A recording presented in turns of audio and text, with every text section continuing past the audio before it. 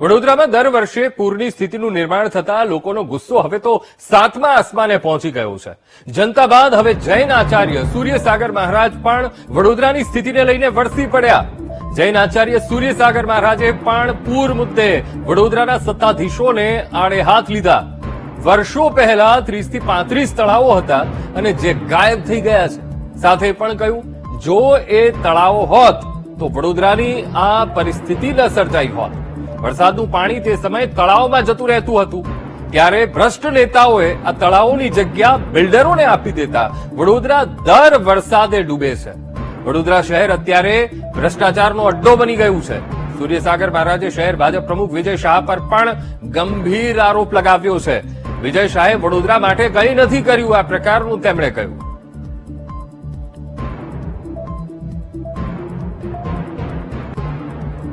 આજ મુદ્દે સંવાદદાતા માનુ ચાવડા ફોનલાઈન પર. માનુ, વડોદરામાં દર વર્ષે પૂરની સ્થિતિનું નિર્માણ થતા લોકોનો ગુસ્સો તો સાતમા આસમાને પહોંચ્યો છે, પણ હવે સાથે સાથે જૈન આચાર્ય સૂર્યસાગર મહારાજે પણ વડોદરાની સ્થિતિને લઈને તે નેતાઓ ઉપર વરસી પડ્યા. માનુ, અંકુર, જે રીતે વડોદરામાં પૂર આવ્યું અને લોકો છે નેતાઓ ઉપર પસ્તાળ પાડી રહ્યા છે, હવે જૈન આચાર્ય સૂર્યસાગર મહારાજ પણ આમાં સંકળાવ્યું છે ને એ પણ નારાજગી વ્યક્ત કરી રહ્યા છે.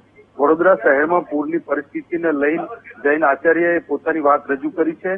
વડોદરામાં આજથી થોડાક વર્ષો પહેલા 30 થી 35 તળાવો હતા. આ તળાવો કોણે પૂરી દીધા? નેતાઓના આશીર્વાદથી આ જે બિલ્ડરો છે એમના દ્વારા તળાવો પૂરી દેવામાં આવ્યા અને એના કારણે જ આ વડોદરામાં પૂરની પરિસ્થિતિ સર્જાઈ છે. ભાજપ માટે વડોદરા ગુજરાતમાં સૌથી મોટો ભ્રષ્ટાચારનો અડ્ડો હોવાનું પણ મુની બોલી રહ્યા છે.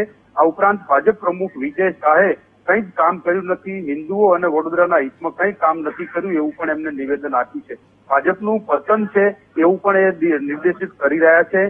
આમ સૂર્યસાગર મહારાજ મુનિએ જ પોતાનો વિડીયો બનાવી અને આ સોશિયલ મીડિયા ઉપર જે શેર કર્યો છે એના કારણે ચર્ચાનો વિષય બન્યો છે અને એમને પોતાની વડોદરાના જે ભાજપના નેતાઓ છે એમના પ્રત્યેની નારાજગી પણ વ્યક્ત કરી છે. જી બિલકુલ માનુ, સમગ્ર માહિતી સાથે જોડાવા બદલ આપનો આભાર.